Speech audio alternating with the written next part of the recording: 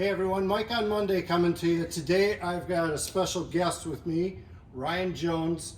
Ryan is the lead for our precision equipment out of the Larson facilities. And for a number of you folks that may or may not be aware that Country Visions and CHS Larson cooperatives have joined forces together. So it's my pleasure to introduce Ryan and welcome to our team. And today we're gonna take a quick look at a planter before we hit the spring. So Ryan, take her away. Hey guys, again Ryan Jones, pleasure to meet you guys in your future. Just to go through a simple planter maintenance on here, what to look at on a planter. We're going to start up front. So up here on our trash whippers, we're going to check for if there's any slop in our bearings up here. This one's tight. Check right here, there's a bushing in here. Make sure this bushing is good. If this bushing was bad, this rolling would go back and forth really easy. So this is tight, this is in good operable shape. From there, we're gonna go back, we're gonna look at our opening disc. Now every manufacturer has a little different opening disc spec, so make sure you check that. One thing to check is we wanna make sure we have proper contact. So proper contact is gonna be an inch or two in here. So basically you slide a business card from the bottom, a business card from the top, and you make sure you have the correct spec from your manufacturer. If these are not replaced, what you're gonna see is you're gonna see a W trench where the seat is not gonna sit properly in the bottom of the trench. We do not want that. So make sure you guys are checking these. Another thing is to check here is the gauge wheel where it touches the opening disc. We want to make sure these are properly shimmed. Make sure that these gauge wheels don't have any big chunks or nicks taken out of them. You want very good optimal seed to soil contact on here. Back here you have the gauge wheel arm. So these are newer gauge wheel arms on here. If you pick this up and you rock this back and forth, you're going to see a little slop in here. You're always going to have a little bit. Now if this is a lot more than what we have here, it's time to replace your gauge wheel arms. You can flip these from one side to the other one time, but after that they do need to be replaced. We're gonna jump up top here, move this out of the way. Always check our chains if we have chains on our planters. These are lubricated well. They're still going to need more lubrication before spring here. We just got to make sure we don't have any frozen links on these. If we have a frozen link, what it's going to do is it's going to cause a skip or a multiple on your seed meter when it goes around and hits that frozen link.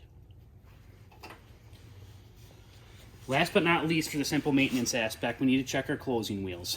So we need to check where our tail connects on here. We got to make sure that there's not too much slop in here. So it does have an eccentric bushing in here that you can turn these to tighten this and get these centered properly. The next thing to check is our closing wheels. Make sure we don't have any bearings going out in our closing wheels. So this planter, everything is tight on here. That is it for just simple maintenance on this row unit. Make sure you guys are looking in your manufacturer's book to see what the specs are on all these things. Everything has different torques, specs, and whatnot it needs to be torqued to. So Ryan's going to give us a quick look here at the seed meter and what his stand does. So what we have right here is a 2020 Seed Sense monitor by Precision Planting on the test stand from Precision Planting. So what we're running today is a standard Precision Planting finger meter. On this finger meter is an adjustable brush. This can be adjusted for your seed size.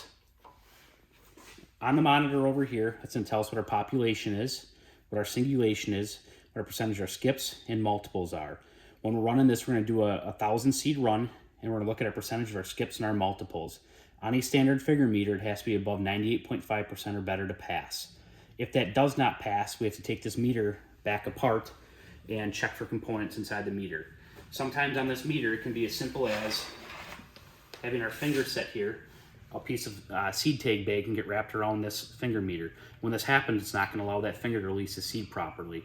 So little things like that are the reason why we need to check these meters on a yearly basis.